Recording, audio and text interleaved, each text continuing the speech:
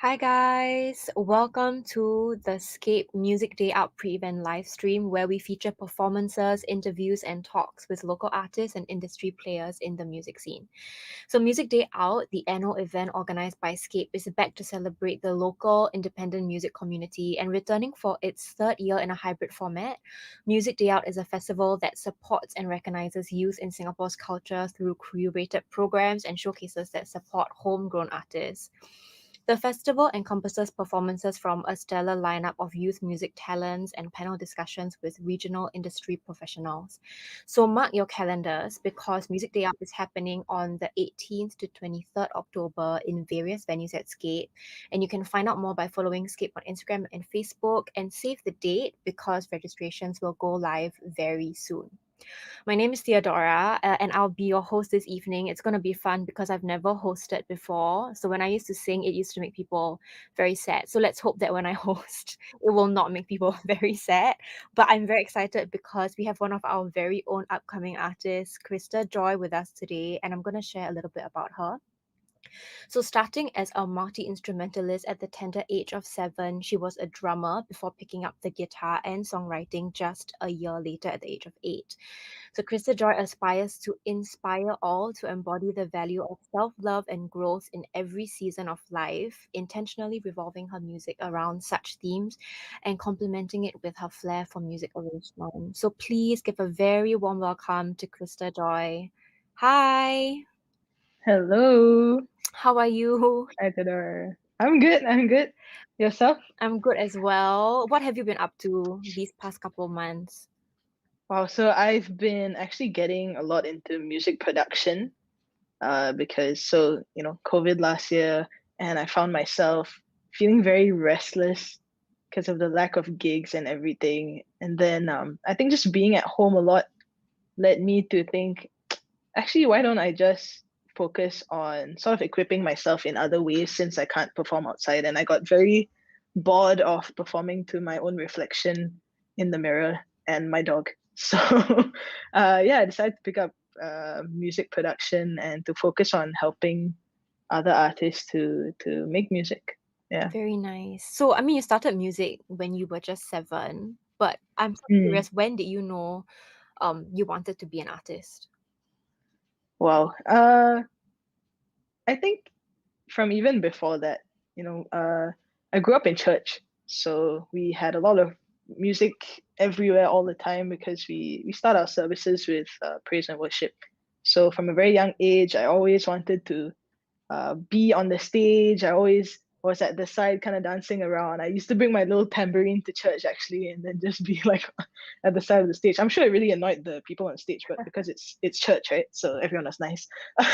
But yeah, so I think from then was when I knew that music is definitely something I want to do, and I used to tell my mom, when I grow up, I want to sing, I want to do this, I want to do that, and then I think my biggest inspiration came a couple of years after, and that would be Hannah Montana. Yeah. So Nice. she really inspired me. I was obsessed with the show. I thought it was so cool to have like that double life where, you get to be like a normal primary school or secondary school student and then just pop on a wig and there you go, international superstar. That was the dream. Nice. I mean, it's so interesting that you mentioned like Hannah Montana and that, that secret and that dual life. Because I think the last Mm, time we chat, you mentioned that being true to yourself, being honest, being unfiltered, and yeah. unapologetic, that's super important to you. And I really loved that.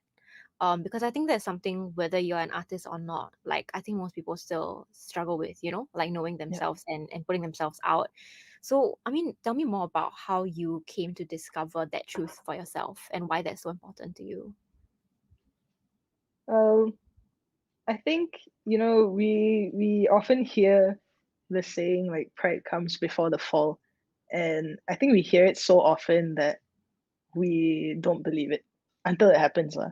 And I think making music from such a young age and then being presented with various opportunities after that, it got to my head, definitely. I think, yeah, that was all. I mean, it's in my bio, I know, but there was a period of time that I was like, wow, starting out at such a young age, like I already have a head start, definitely when I was in secondary school, especially because that's when videos started on Instagram as well. So I actually started by posting short covers every day on Instagram when the feature came out.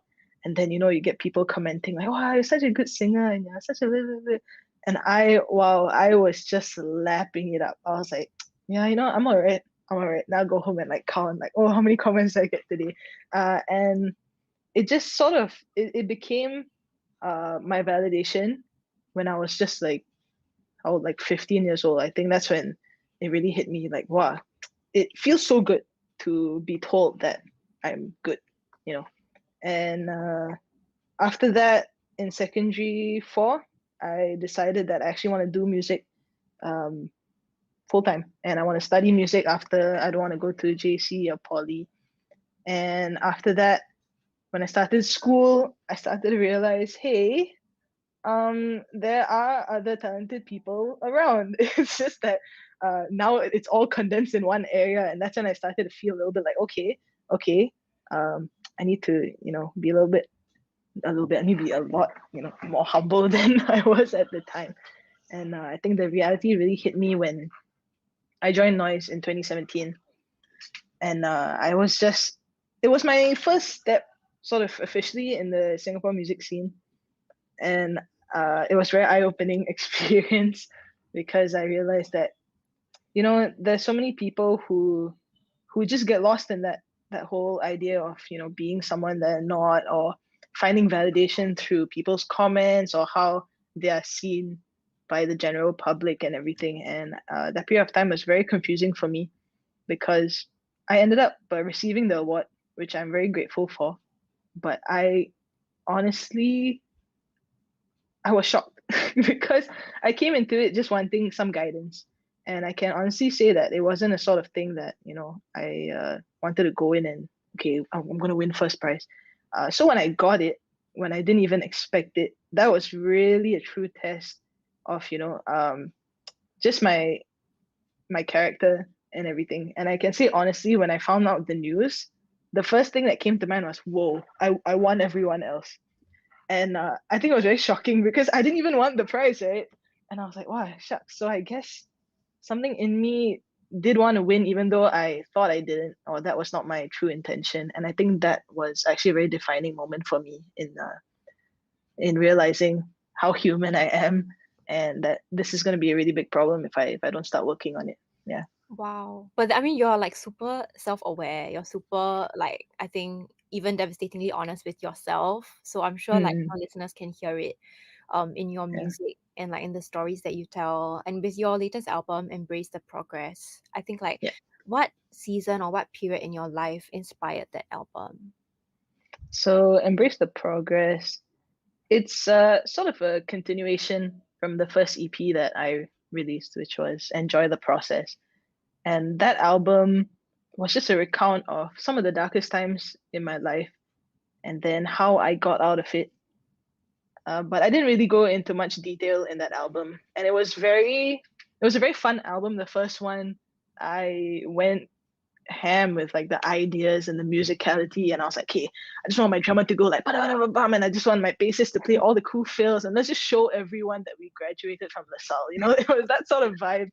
And that, yeah, I did that after Noise with the award. They helped me out, and then when this opportunity came to do a full album, I realized that it wasn't a fake album. I wouldn't say fake, but it was very surface level. And I decided that I want to go deeper into the themes that I explored in the first album. And I worked with Fox, and it was very. It's always very funny to say, but it was very uncomfortable to work with Fox because when I came in, I brought my guitar. And I was all ready to show him like these are the cool songs I have. I can play nines. I can play seven. I can play any chord you want on the guitar. Like, let me show you. Uh, but he just told me, "Yo, sit down. But we don't need a guitar today." And I was like, "Oh, okay, cool. Like, do you want me to play my backing track? What do you want?" And he was like, "No, no, just sing." And I was like, "Huh?" But then you won't know the chords. And I was like, "No, no, just sing." And then he picks up a guitar, completely out of tune, by the way. I still like nag him about it till this day. He picks up a guitar and then he just plays it along. with me singing. He's never heard this song before. And in my head, I was just thinking, oh my gosh, what are you doing? Like, these aren't the chords. Like I didn't write it this way. And again, you see, it's like that whole pride and being offended when somebody else has an idea that I think is not as good as mine. And I was like, wow, actually, this process alone is revealing sort of, again, like, how I am as a person and my journey. And I decided, you know what, with this album, I just want to be completely raw and honest. And I just want to focus on the message more than anything. Yeah. So if you listen to the album, it's very vocal heavy. It's just a lot of vocal levels because I've been singing for long, but I can say that I've been hiding behind instruments for most of my life. And I never really saw myself as a singer until this album, honestly. And yeah, it's just a lot of vocals and very honest songwriting. I always tell people that I feel completely naked when I perform any of the songs from this album. Yeah, so that's what the album is, how it was inspired. Nice. Is there a like specific song that is special to you from the album, or that has like a special funny story you want to share? Wow. Okay, so there are 10 tracks, and each of them each of them have their own personal meaning and all, but there was this song. I actually played it for Escape. So it's called Hold Me, and it's basically about a friend or a lover or anyone in your life that you feel embraces you and holds you at your worst and keeps you together when you're falling apart. So I'm the kind of person, I hate confrontation. I absolutely detest it. You can kick me in the face and I'd be like, I'm so sorry. My face got in front of your foot. I apologize. It won't happen again. You know? So uh, I'm the kind of person, I don't really like to deal with my feelings in the moment and then it all, combusts really badly. So that song was inspired by a period of time where I was actually on a diet. I was doing like keto and I was losing weight really fast. But what you have to do during keto is you cut out sugar and you cut out carbs, right? So I would write a cheat day list and I'd get really excited to eat the foods on that list, of which one was a donut from Dunkin' Donut. I wrote that on the list, right? So I go out to buy it. I throw a barbecue with my friends and I tell myself, all right, here's my cheat day donut. I'm going to keep it in the fridge and I'm going to eat it tomorrow. And I tell everyone, do not eat my donut. All right. I tell my family, I tell my brothers. So of course we all know what happens next. I wake up in the morning and my donut is eaten. It's gone. I don't understand. And the best part is like there were other donuts. It was the one donut I said, like, bro, please don't eat it. But of course my brother went out of his way to do so. So I had a major breakdown. That's like of all the breakdowns in my life, that's maybe one of the top three. Honestly, I I looked at my brother and I said, "Why would you do that? I hate you!" And I went to my room and I just cried and cried and cried. And a friend was actually sleeping over, so it was really embarrassing. Was witness. She was sleeping over. Yeah, so she witnessed the whole thing, and I was like, I couldn't even think about the fact like, okay, this is a dumb thing. Like, there's no context to this. I just cried over a donut, right? But she was really sweet and she just stayed with me and she just comforted me through the breakdown. And of course, when everything was over, I went on to process it all. It wasn't just about the donut. It was so much more than that I was going through. And that's what this song was inspired by. Just the fact that you know I'm so grateful for people in my life who stay with me even when I break down over silly things and over things that don't make sense. Yeah. So I put it in I think the first pre-chorus that I'd cry over a donut that was taken from my box. So people always get very tickled about that line. They're like, ha, ha, like you cry over a donut. It's a joke, right? Like, ha, ha, it's just a lyric. It's not, it's like traumatic experience from my past. Oh Gosh. But man, yeah, one of my nice. favorite songs though. It's a nice story. It's a good story. Yeah. I mean, like it brings to mind though. Like, do you feel like as an artist, all the like, I guess you have to write from a place of like struggle or like breakdown, or are you able also Yeah. to write from happy places? Just asking, like for a friend. No, because I also personally only able to write about like the Yeah. terrible things. Yeah. Yeah. Yeah. Yeah. I think I spend a lot of time feeling that way. Like I need to be inspired by something painful or just something that I feel people can relate to. Because pain is, I feel, the easiest thing to write about because everyone just joins the pity party and we all cry together. But for some, it's also cathartic, and that's actually what I tried to counter with my first album because I was like, I want this to be happy, and I feel like there's lacking a lot of happy music because one key thing that inspired the first album was actually my struggle with suicide. And I remember when I was going through that very dark time in my life, I would listen to so much sad music and it would not make me feel better. Like I just feel like, oh gosh, like yeah, life's so tough, like this sucks, there's no reason to live. And I wanted to counter that and I decided, okay, I'm gonna make the album hopeful. But then after I did that, I actually realized that there's so much healing that even sad songs can bring. And then in Embrace the Progress was actually when I was exploring how to sort of use both happy and sad experiences, but in a hopeful way.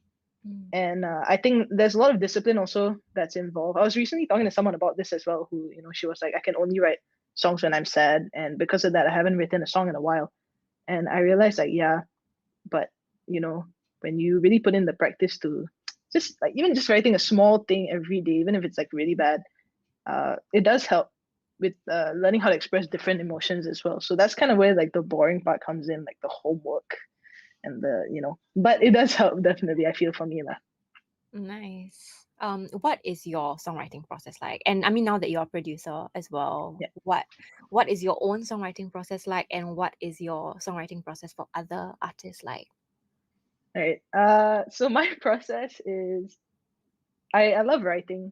I've always loved, compositions in school, except when I was in Malay, my mother tongue. But I generally like to do sort of like a narrative. Either I write a story from a first or third person perspective, and it's like a whole story. And then from there, I think, what is the message that comes out of this story, and how can I express that through a song or make it palatable in that sense? So yeah, it's a lot of just writing, processing my thoughts, and then from there, it doesn't come in the same order every time. Sometimes I get a melody first, sometimes I get the chords, sometimes I just get like a guitar riff. And I think for me, lyrics are always the most important. So what I do is I just scan through all my feelings and I think, okay, how do I want the person listening to possibly feel?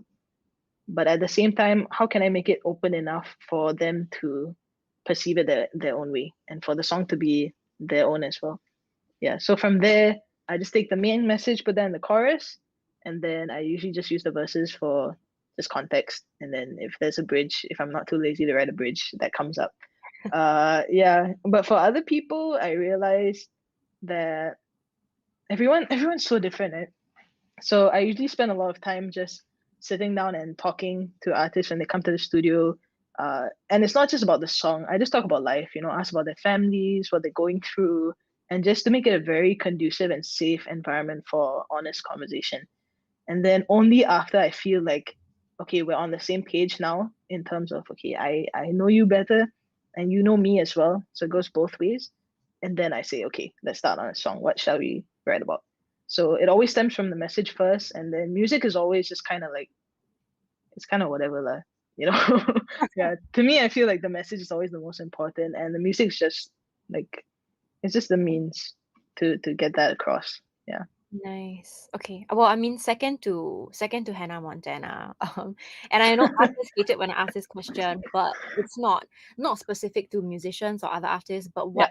what inspires you, or like who inspires you? Because I see that like you're very message centric and like you're very big on storytelling in your song. So where do you get Yeah.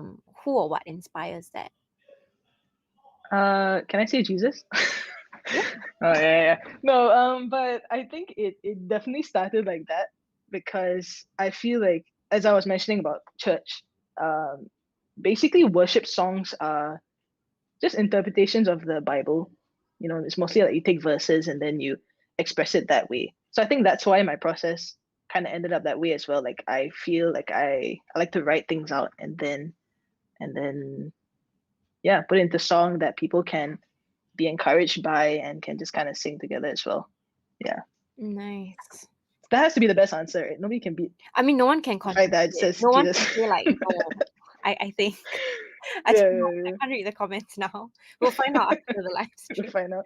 But yeah, I mean, from the first album being a very happy album or EP to the second album, which is Embrace the Progress, it's a lot more vocal heavy. The production approach as well is very, very different. Yeah. Do you ever feel like you have to box yourself into a genre or into a style or an identity? Or like what can we expect? Are we going to expect that, the next project is going to be completely different and catch us completely off guard? Like genre was honestly such a confusing thing for me while doing this album because Fox, he's a lot into electronic music, but he moved to Geylang uh in 2020 actually, yeah. So in that space he had like all the instruments there, and he decided to be very organic and just to whenever we thought of something he would just point a mic at it. Like honestly, it was very like anyhow lah. If I mean if I can say so lah. Yeah, we just like whatever we feel, we're just gonna just do it. We didn't even think about like okay, what genre we wanna write, who's inspiring this music. So because of that, there was no basis of like comparison, and it didn't hit me until we had to fill up like metadata for the release day, and they were asking like what's the genre, and I was like, what is the genre? Honestly, because we didn't even think about it. It's just how it felt, and then um, how it sort of just accompanied the vocals more than anything. And I think eventually we just settled for like, of course, you just throw in the word alternative when you don't know what to do, right? So you just put in like alternative singer songwriter or something like that. But the process has really taught me a lot because I love soul R&B. I Mm. love gospel. I grew up listening to a lot of it, and the first EP is along those lines.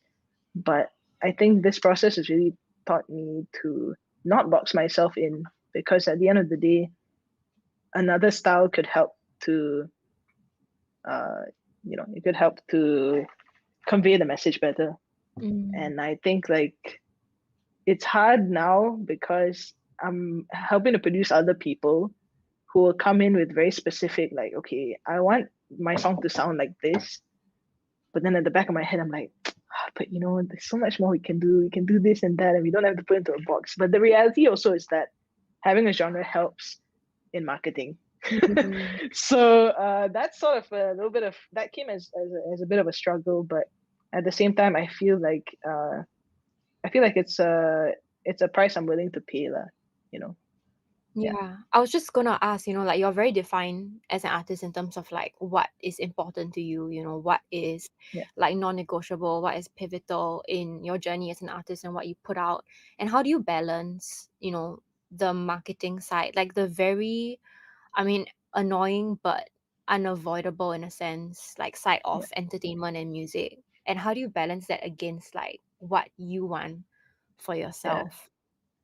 I think initially it was tough when I did the first EP, because to me that EP was so emotional for me, because I felt like it was the music that I wanted to hear when I was going through really tough times. And to me, all I had in mind is that, I hope that this music could possibly change someone's decision, in taking their life, or could possibly just help someone feel less alone. And because of that mentality, I always had that, you know, I just needed to impact one person and it's enough, because I could have been that one person, you know.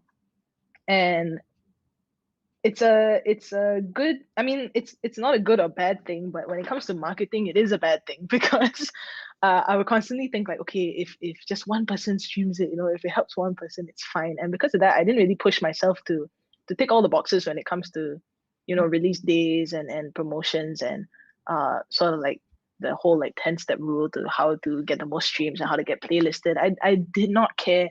And people would tell me, no, you need to care, because then you can reach more people, and it will help you to do this and do that. But at that time I was so stuck in that mentality, of and I think it was very genuine lah. So I don't think I was wrong for that, but only after I released it that I realized, okay, but in the same way, it could have impacted somebody else had I sort of done that part as well, and it could have gone further. Not so much about like, okay, I want thousands of streams, but if the reach could be further, and if all I needed to do was to just put in effort, and I'm stopping myself by not doing that. Yeah.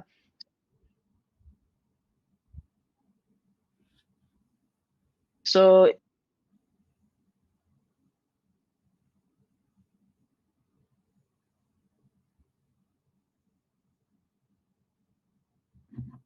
more personal. Okay. Yeah. So sorry, I think your audio dipped out just for a Oh, bit no. on the last. Maybe you can repeat the last sentence. Can you hear me? Yes, we can hear you. All Oh, right. wow. My AirPod like went off, so that was weird Oh, for my ears. Okay, but it has battery. All's good. Yeah, what was I saying? That's it. The train's gone. The train oh no, has left. it's okay. We'll find another train.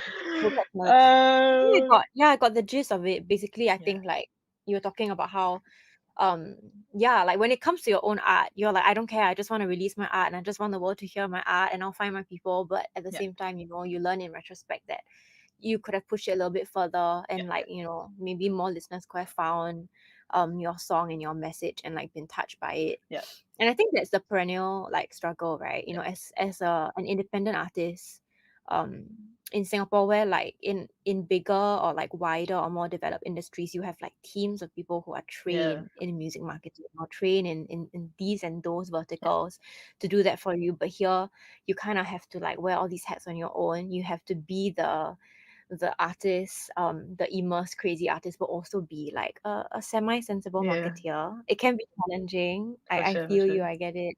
I think you're doing a great job so Thank far, you. always putting the message first, putting the story first. I think if there is one thing, I guess maybe this will help with marketing. If there's one thing you want people to know about you or you want to come to mind when people think about Krista Joy, like what would it be? Well, I feel like I just want to embody the word authentic. Yeah. And if there's one thing that I want people to feel through my music is um heard. Yeah, I think that's it. And to feel like they're not alone in whatever they're going through. Yeah. Very, very nice. Very nice. So tell us more about what we can expect from your upcoming launch for Embrace the Progress. Yeah, so I'm in the midst of planning a live show finally, and it will be in the end of November. So I'll be posting details about it soon. And I'm really excited about it because I haven't really performed the songs from this album yet. I just had like a concourse gig sort of a thing. So it was a more scaled down version of it. So it's gonna be in a in a relatively big venue. So we're excited to play with the acoustics of the place and to just explore because honestly, it's so vocal heavy, right? That I still don't really know how I'm gonna pull it off. Like honestly, I have no idea how I'm gonna pull this show off because I could get backup singers, but I feel that the whole essence of this album is just me. And I could loop my voice, but that's also weird. So I think it's exciting, and the way I would promote this album is that I'm with you in this because your guess is as good as mine how it's gonna be. It's gonna be a surprise. Honestly, Guy. a surprise for both of us. Yeah, Yes, surprise party basically. Come to my launch. It's a surprise party for the all of best us. kind of party. That's good. Yes. So, Yeah. do you have any like plans, I guess, for future releases as well that you want to share with us? Well, since I've been producing for other people, I realized that I honestly have not been spending enough time on my own stuff. But I do have sort of like a dream project that I want to work on that is slowly in the works where I want to self-produce my next album or EP. Yeah, and just to sort of document that whole thing, uh, just how I start and the eventual product, and I'm hoping to also feature other local artists in it, just based on who I feel sort of embodies the different messages as well. So I'm saying it now, so it has to happen, right? So hopefully this is motivation for me to get things going. But yeah, so that's what is next for me for my music. Yeah. Nice. Wow. I mean, like self-producing is like a huge feat. It's like, I mean, I really Mm. respect and really admire producers. What would you say was like the biggest? I mean, I'm sure there are many, but like the biggest learning curve, with being a producer, like transitioning from a songwriter into a producer. Yeah. I think it's I think it's comparable to going to McDonald's and ordering a McSpicy versus being the cashier. Yeah. It's like now I'm not the customer, so Mm. I'm not always right. Yeah. So I think that's basically, I would say the biggest thing is just learning how to journey with the artist and learning how to listen to the artist even when I think I'm right. Yeah. Mm. So it's really good practice for future marriage as well, because I'm sure my husband is it's gonna happen, right? So yeah, I think it's just learning how to work together lah, to produce the best music that we can both be proud of. Yeah. Nice. And for you, for yourself as well as a producer, how do you know or how do you suss out or feel when a song is ready? Wow. There's a very fine line, right, between like ready and overdoing it. Yeah. And it's funny I'm saying this because earlier I was in the studio today just finishing up, supposed to finish up somebody's song. And it's all done actually. Everything's done. I've tuned the vocals, I've arranged everything, I'm ready to send it for mixing. And then suddenly today I was like, actually I think adding some tambourine would be nice. A little bit of bongos. So I spent like a whole hour just like programming everything and just like making all these layers. And then I had a listen just as I was about to leave, and I was like, wait, why did I do that? Why now what? And then I like spiraled for a good 15 minutes because I was like, does the song really need that? So I think I'm also still figuring out, when it is enough, because there is that line, when you cross that line, it's like, wow, it never ends, honestly, once you cross that line. So I think it's just learning how to gauge when and I think feedback is very important as well. So I mean, I ask the artist, and what I've learned to do is to send it to people around me as well. Mm, And if people feel that they understand the message as is, or if they have anything to say about it, then I usually use that as a gauge lah. Yeah. nice. Nice. Yeah. I remember like when I used to send songs to people, I used to have this like distrust. I don't know if you face the same problem. Where you're like, are you just saying that because you love me? And you Yeah, want I to I be yeah. I don't have that problem right now because the people I tell are brutally honest. Nice. They do not care. They will just say as is. And one of them is my mother.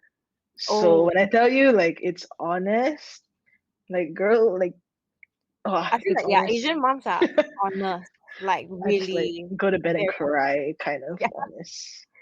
And the best part is I think asking people who don't know music is very important, because for a lot of time I Mm, actually would send it to people who know music, and then it's very different because when it comes to people like my mom or like people who are not very well versed in the terminology and everything, it's just like if something's bad, it's just like bad, and then it just leaves you thinking like, okay, but what is bad?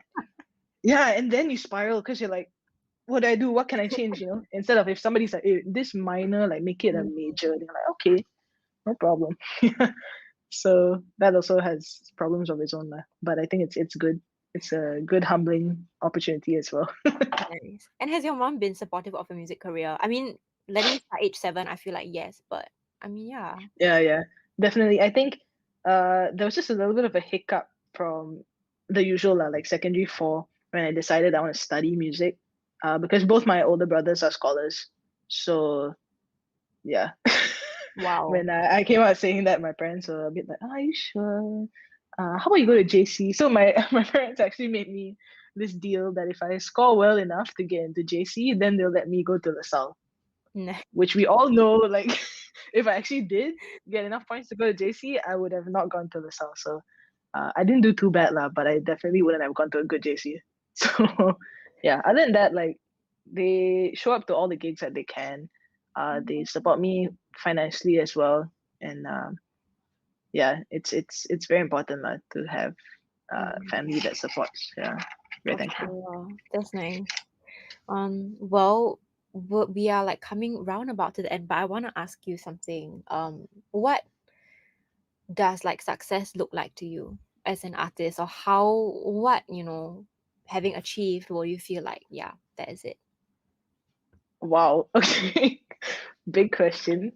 Uh, what does success look like to me? I feel like my success would be using music to using music to actually impact lives, and a way to know that is to make genuine connections with my music. And I feel like a lot of times in the scene here, or I mean, it's probably an international thing as well. It's we tend to get very focused on making connections with other musicians or with people who can benefit us. But one thing that always makes me feel like I'm doing something right is when just a listener or just like a rando DMs me and they're like, this impacted me and this is why. And then from there we have a conversation and I get to know a bit about their lives, and sometimes we even just meet to chill, you know. Wow, nice. And I think it's so cool that music can do that. And I also know that it's not a very sustainable thing if I can't meet the whole world, and I also don't want to get into that whole savior mentality thing. Uh, but I feel like that would be my success, just to use music to just connect and to do life together. I feel, yeah, Very nice. I think that's very refreshing, especially like now when everything is about like bigger numbers and like, yeah, more manufacture and more like formulate routes of yeah, success. I think like that personal outreach is very refreshing to hear. And I'm very sure yeah, that there are many listeners out there who are that much better because you put your music out into the world. Do you have yeah. any last words that you want to say to your followers or people who followed you from day one or like listen to your music? Oh, from day one, I just want to say thank you, and I'm very grateful. And yeah, honestly, like this journey looks very different for every artist, but I feel like the ones who stay with me, uh, yeah, it's real, and I'm thankful, and I'm very excited to share more of my life with you, and to learn from your life as well. Yeah, Nice. Well, thank you so much for joining us today. I think I really learned a thank lot you. about.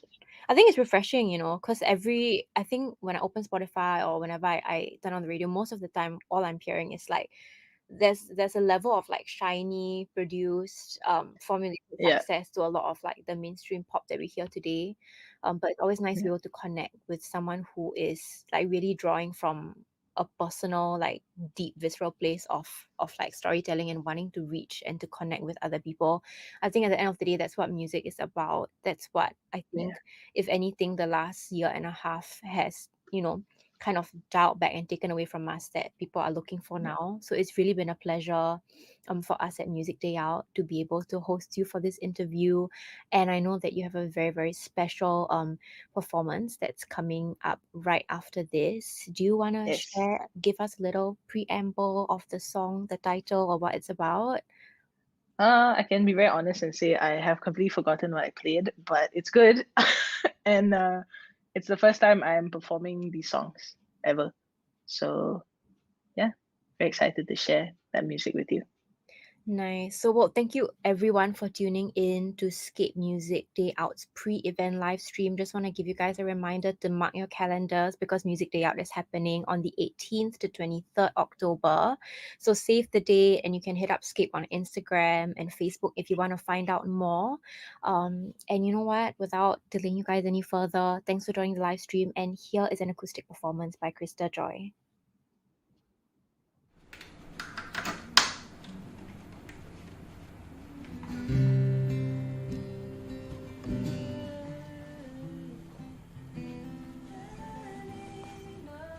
For this, I wish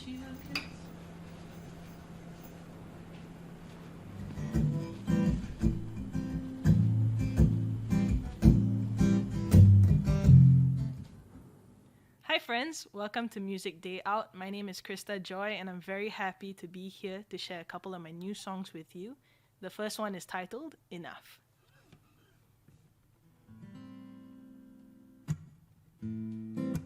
How are you about to tell me what you're not? What you see is what you believe, but eyes they fail with their degrees. Microscopic view, there is so much more to you. What you need is to be free of mindless insecurities and know that you are more than enough for this. I wish you could see that and know that you are more than enough for this. I wish you could see that. Oh, I'm not trying to woo ya. I know better than to fool ya. What you think is nothing more than all you discount yourself for. Why would I even lie? What do I gain if I try? What I learn is what I know. Your opinion pales in. Go ahead and try to prove this. Promise you will see that. Oh, that I will be right here regardless of the way it reacts. And know that you are more than enough for this. I wish you could see that. And know that you are more than enough for this. I wish you could see that. That you make me better, hold me together. You make me better, hold me together. You make me better, hold me together. You make me better, hold me together.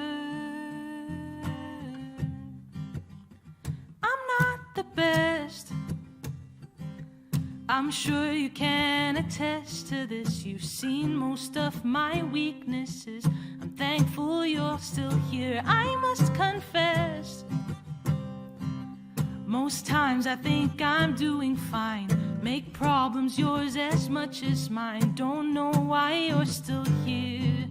'Cause I'd cry over a donut that was taken from my box. Then I'd lie and say I have got it all figured out. But you've seen me at my worst, but still you stay.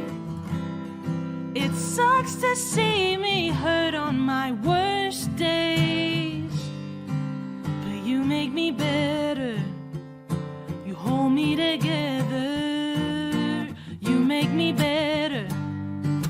Hold me together. You make me better.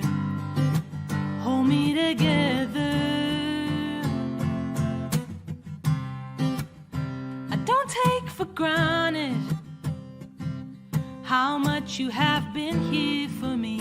And if I have, I'm so sorry. It's not what you deserve. You see the good, but still point out the bad in me. I'm thankful for your honesty. It's more than I deserve. 'Cause I deflect on the people who are doing more than me. Then I'll feel like a failure for being so salty. But you've seen me at my worst, but still you stay. It sucks to see me hurt on my worst days, but you make me better. You hold me together. You make me better.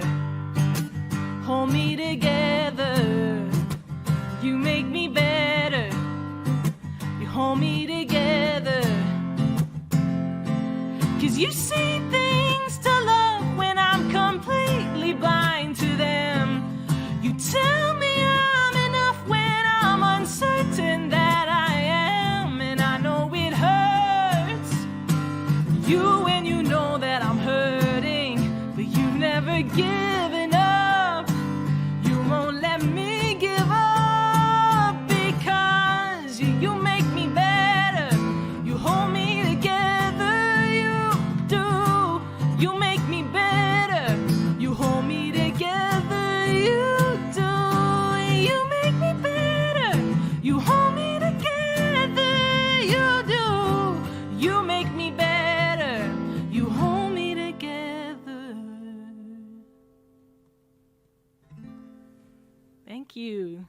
That second song was titled Hold Me, and it's basically a song dedicated to the person or the people that you have in your life that you feel encourage you and keep you together when you're falling apart.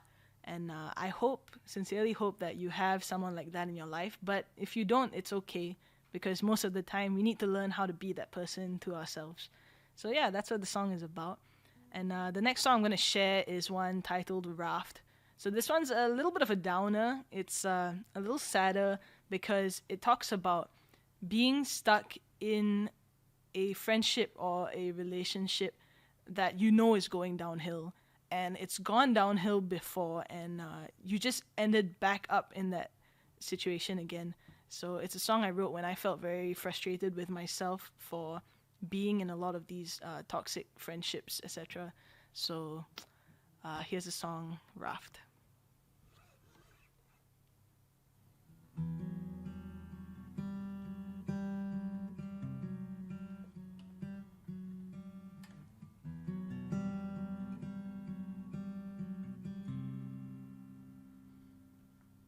It's scary how people forget the things they promise. A slip of the mind, a trip in the wire, a faulty service. It rolls off the tongue as soon as it comes, it goes. Yeah, we'll do it again and again, our wide water flow. It's crazy how people expect it to go smoothly. The little we knew was nowhere close to Libel's and my street. Skip all before 6, straight into rapids we go. Yeah, we'll do it again and again, our wide water flow. Consumption by the current, unforgiving torrent, where water often goes tonight. Missing navigation, can't gauge our location, where water often goes tonight, plunged from this height.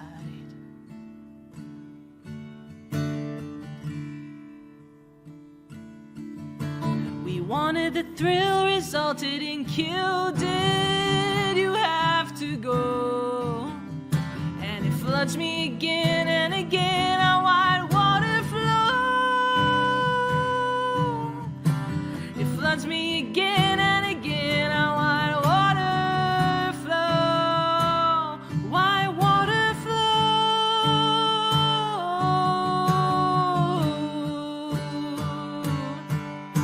Consumption by the current, unforgiving torrent, where water often goes tonight.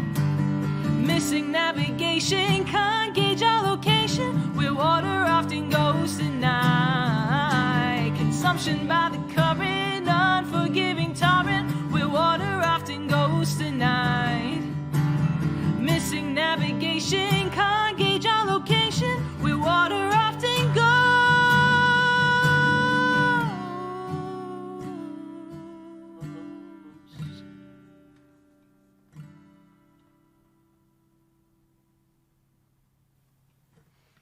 All right, yeah, so that was Raft.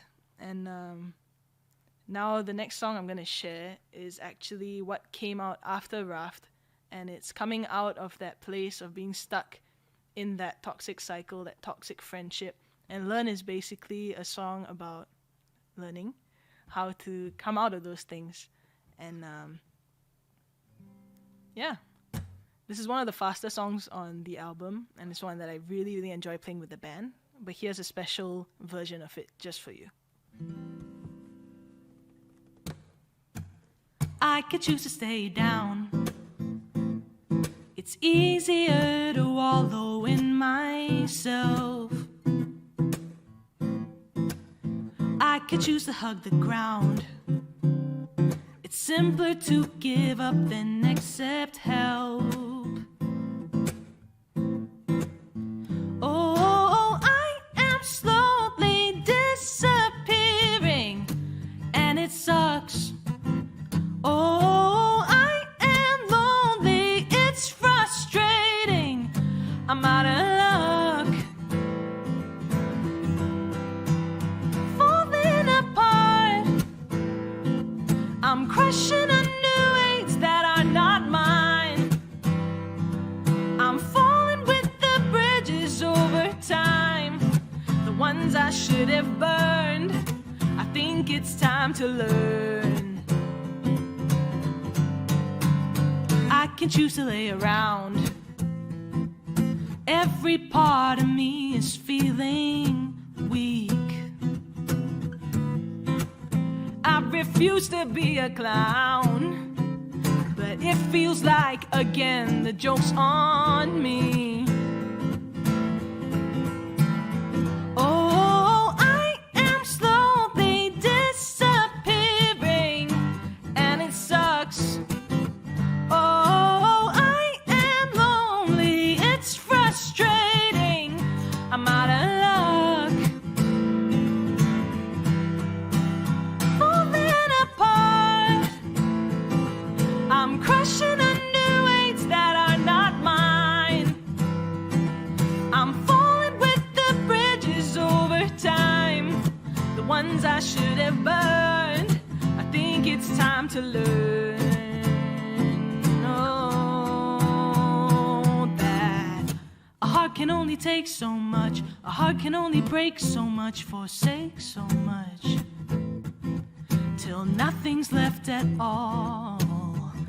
A heart can only take so much. A heart can only break so much, forsake so much, till nothing's left at all.